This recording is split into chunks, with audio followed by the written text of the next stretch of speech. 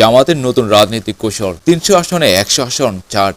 এটা কি তুরুপের তাস? বাংলাদেশের রাজনৈতিক অঙ্গনে মাঝে মাঝে এমন কিছু ঘটনা ঘটে যা সাধারণ মানুষ তো বটে, অনেক বড় বড় বিশ্লেষকেরা অনুমান করতে পারেন না। ঠিক তেমনই এক ঘটনা এবার ঘটিয়েছে বাংলাদেশের জামাত ইসলামী। প্রায় নিষ্ক্রিয় অবস্থা থেকে ধীরে ধীরে সংগঠিত হয়ে আবারও রাজনৈতিক ময়দানে সক্রিয় হয়ে উঠেছে এই দলটি। তাদের গতিবিধি যেমন সরাসরি চোখে পড়ে না, ঠিক তেমনি অনেক সময় তারা এমন কৌশল নেয় যা প্রতিদ্বন্দ্বী রাজনৈতিক দলগুলোর জন্য হয়ে ওঠে আতঙ্কের কারণ। ৩০০ আসনের প্রার্থী চূড়ান্ত, ১০০ আসন ছাড়ার ঘোষণা। জামাতের পক্ষ থেকে এবার ঘোষণা এসেছে তারা ৩০০ আসনের প্রার্থী আগে চূড়ান্ত করে ফেলেছে।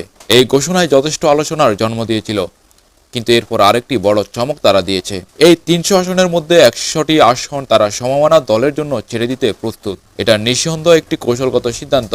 এর মাধ্যমে তারা একদিকে যেমন নিজেদের সাংগঠনিক সক্ষমতা দেখালো, অন্যদিকে রাজনৈতিক সমঝোতার বার্তা দিল। এই কৌশলের মাধ্যমে তারা সরাসরি মাঠে না থেকেও প্রতিদ্বন্দ্বী দলগুলোর ভোট কেটে নিজেরা লাভবান হওয়ার সুযোগ তৈরি করেছে। অথবা বলা যায় ভোট বিভাজন না করে জোটবদ্ধভাবে ভোট বাড়ানোর পথে হেঁটেছে। ফিয়ার পদ্ধতি নিয়ে জামাতের সক্রিয়তা। বিএনপি কি চাপে? জামাত ইতিমধ্যে ফিয়ার পদ্ধতি নিয়ে জোরালো দাবিতে সরব হয়েছে। এই পদ্ধতিতে সংসদীয় আসন বরাদ্দ হয় সরাসরি ভোটের অনুপাতে, যার ফলে ছোট দলগুলো সংসদে প্রতিনিধিত্ব করতে পারে। তবে বিএনপির পক্ষ থেকে এই পদ্ধতির প্রতি এখনো স্পষ্ট বিরোধিতা রয়েছে। তবে ইতিহাস কি বলে?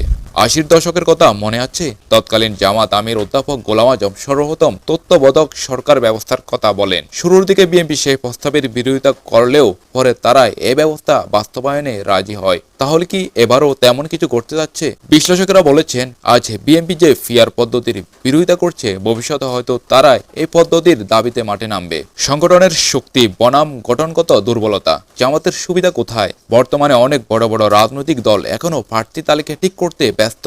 কেউ কেউ তৃণমূলে যাচ্ছেন, আবার কেউ কেন্দ্রে বসে চূড়ান্ত সিদ্ধান্ত নিচ্ছেন। এই প্রক্রিয়ায় কোথাও ধীরগতি, কোথাও ভেতরের কোন্দল স্পষ্ট।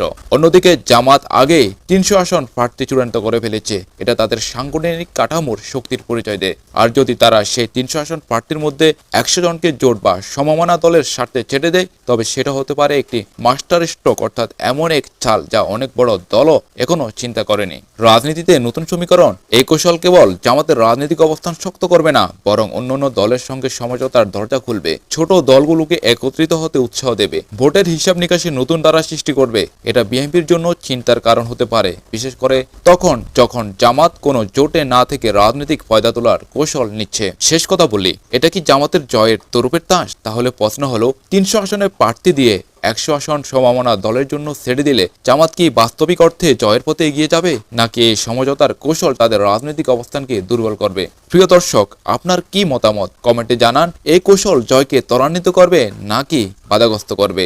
আজকের গতিপথ নিউজ এখানে শেষ করছি।